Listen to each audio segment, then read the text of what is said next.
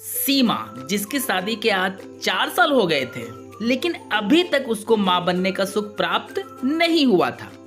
सीमा के पति ऑफिस के काम से अक्सर बाहर रहा करते थे। सीमा जब जब अपने पति, जिसका नाम सुनील था, उसे डॉक्टर के पास जाने के लिए बोलती तो वह बोलता कि कमी मुझ में नहीं तुझ में है, तो तुम डॉक्टर के पास जाओ और अपना इलाज करवाओ। दोस्तों, बहुत ही मजेदार कहानी है। अगर आपको पूरा मजा लेना है तो बिना स्किप किए पूरा वीडियो को जरूर देखें।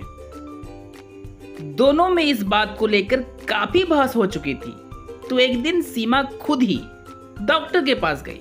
डॉक्टर ने सीमा की जांच की और बताया कि आप तो मां बन सकती है। जब सीमा ये बात सुनील को बताई तो वह गुस्सा करने लगा और बोला, डॉक्टर झूठ बोल रहा है, कमी तुझ में ही है, मुझ में नहीं। सीमा ये रोज रोज के झगड़े से उब चुकी थी। वह सोच रही थी कि कैसे सुनील को समझाया जाए।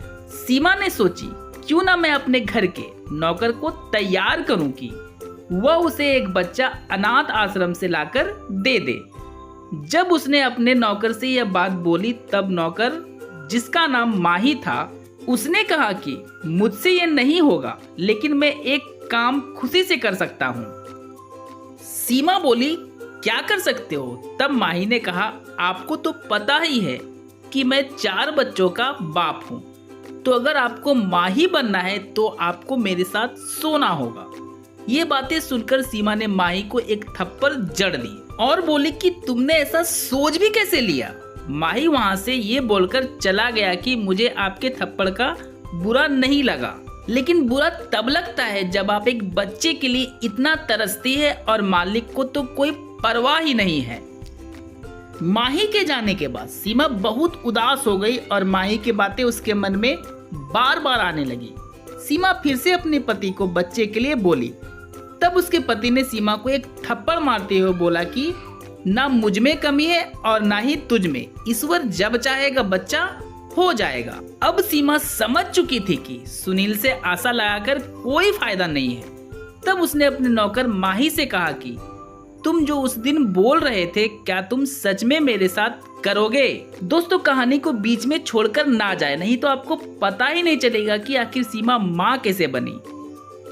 माही मुस्कुराकर बोला, हाँ मालकिन, लेकिन उससे पहले आपको एक बाबा जी से मिलना चाहिए। उनके आशीर्वाद से कितनी औरतें माँ बनी हैं। सीमा बोली, मुझे इन बातों पर विश्वास नहीं होता। माही बोला, एक बार मिल तो लीजिए, वैसे भी मालिक कुछ दिनों तक तो घर नहीं आने वाले। सीमा बोली, ठीक है, आज रात चलना। रात को दोनों बाबा जी के पास गए। सीमा ने बाबा से सारी बातें बताई। बाबा बोले कि तुम सही जगह आ गई हो, आज ही तुम्हारा माँ बनने का सपना साकार हो जाएगा। सीमा बोली, इसके लिए क्या करना होगा? बाबा बोले, बस एक पूजा जो आधी रात तक होगा। सीमा मान गई। बाबा ने सीमा को बोला, तुम मेरे सामने लेट जाओ और ये गंगा जल पी लो। गंगा जल पीते ही सीमा बेहोश हो गई। माही बोला, बाबा मालकिन को क्या हुआ? तो बाबा बोले, तुम बाहर जाओ, मुझे मेरा काम करने दो। माही बाहर चला गया। बाबा सीमा का इज्जत लूट लिए। सीमा को जब होश आया तब वह समझ गई कि उसके साथ बाबा ने क्या किया है। वह आंखों में आंसू लिए वहां से बाहर आई और माही के साथ घर आ गई। कुछ दिनों के बाद ही सीमा डॉक्टर के पास गई तो डॉक्टर ने कहा कि आप माँ बन चुकी हो तो अपना ख्याल रखना। सीमा को समझ में नहीं आ रहा था कि वह खुश है इस बात से या दुखी। जब माँ बनने की खबर सुनील को मिली तो वह काफी खुश हुआ और मिठाई बांटी और सीमा से बोला, देखी, मैंने कहा था ना कि हम दोनों में कोई कमी नहीं है। सीमा थोड़ा खुश होने का नाटक की और मन में ही बोली कि काश तुमको पता होता कि इस बच्चे का बाप कौन है। सीमा मन ही मन अपनी किस्मत पर रो रही थी। दोस्तों, इस कहानी में गलती सीमा का है या सीमा के पति का या फिर नौकर माही का? कमेंट करके बताएं और ऐसी ही कहानी के लिए लाइक, शेयर एंड सब्सक्राइब करना तो बनता है।